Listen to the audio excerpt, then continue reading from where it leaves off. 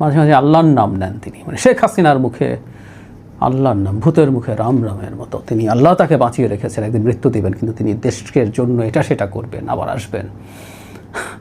ওনার দিকে আসার পথ অনেকে বারণ করেছে, আমরা তো চাই তিনি আসুন।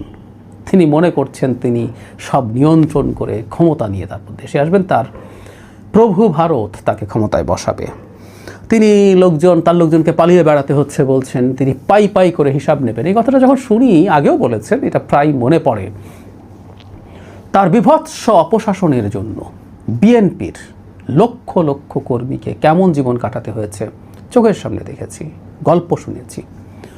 রাস্তায় কেউ থামিয়ে কথা বলেছেন, অনেক দিন কারো কারো গল্প বলেছি যে ঢাকায় তারা কী করছেন, কীভাবে জীবনযাপন করছেন, কীভাবে টর্চার্ড হয়েছেন, বছরের পর বছর সহায় সম্বল হারিয়েছেন, বাড়ি যেতে পারেন না, মামলায় ঘুরেছেন, ফতুর হয়েছেন, ঋণগ্রস্ত হয়েছেন, জেলে ছিলেন, টর্চার ছিলেন।